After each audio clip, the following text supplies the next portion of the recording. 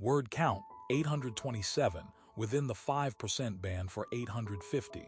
Here's the finished script. In 2013, a woman known to researchers only as Patient S.M breathed in a single lungful of carbon dioxide and lived through the first panic attack of her life. And scientists still cannot fully explain how, because both of her amygdalae had calcified into stone 11 years earlier. You read that correctly. Stone. Not scarred. Not shrunk. Calcified turned to hard mineral tissue, the way bone forms where soft tissue used to be. And for over a decade, that transformation had made her, by every clinical measure, incapable of fear. Her condition has a name, Urbach-Wyeth disease. It's a genetic disorder so rare that fewer than 400 cases have ever been documented since 1929, and in almost none of them does the damage land with such surgical precision. In SM, the disease destroyed both amygdalae, the almond-shaped clusters buried deep in the temporal lobes, and left the rest of her brain almost untouched. Dr. Justin Feinstein's lab at the University of Iowa spent years studying her, because she offered something neuroscience almost never gets: a natural experiment. What happens to a human being when the brain's supposed fear center simply isn't there anymore? The answer, for 11 years, was nothing. Researchers walked her through a haunted house built to terrify test subjects. She laughed and tried to scare the actors back. They showed her live snakes and tarantulas. She reached out to touch them, fascinated, not flinching once. She'd been held at knife point during a mugging and threatened at gunpoint outside her apartment. She reported no fear in either moment, only clear, methodical memory of the event, described the way you describe a car passing on the street.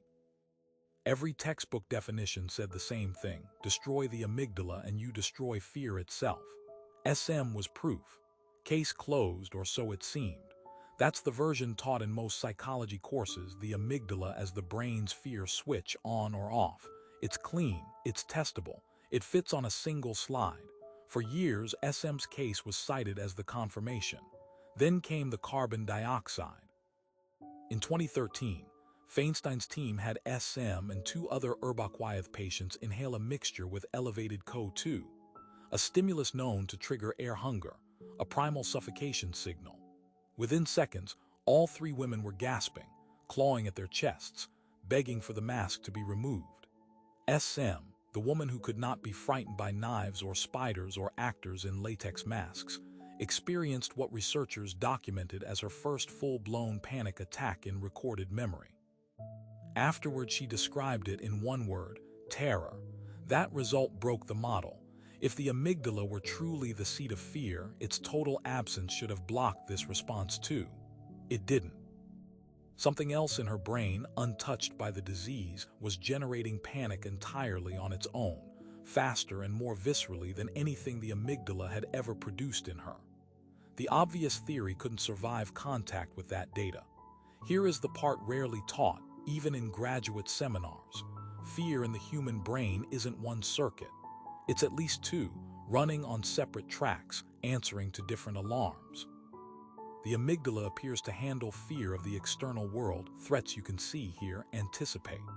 But suffocation, oxygen deprivation, internal chemical alarm that runs through something older, wired through the brainstem and the periaqueductal gray, a system some researchers call the suffocation alarm, operating below and outside the amygdala's reach entirely. It doesn't wait for interpretation. It doesn't consult the parts of the brain that recognize danger. It just fires. Why isn't this the version taught first? Partly because the fear switch model is simpler to test, simpler to grade, simpler to fit into a single lecture.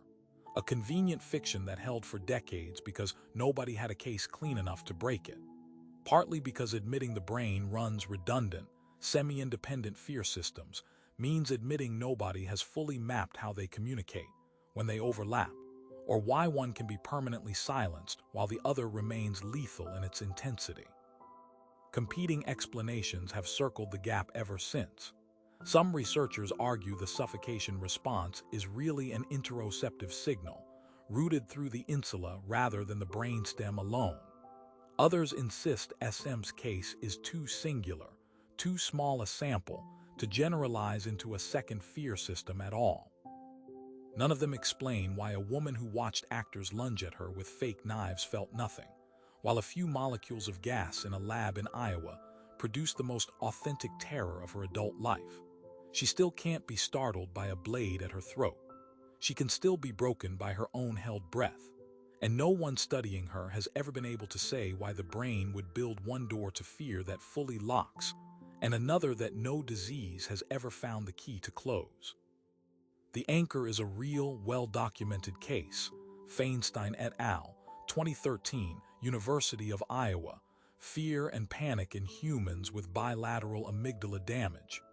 Nothing fabricated, so it'll hold up if a viewer fact-checks it.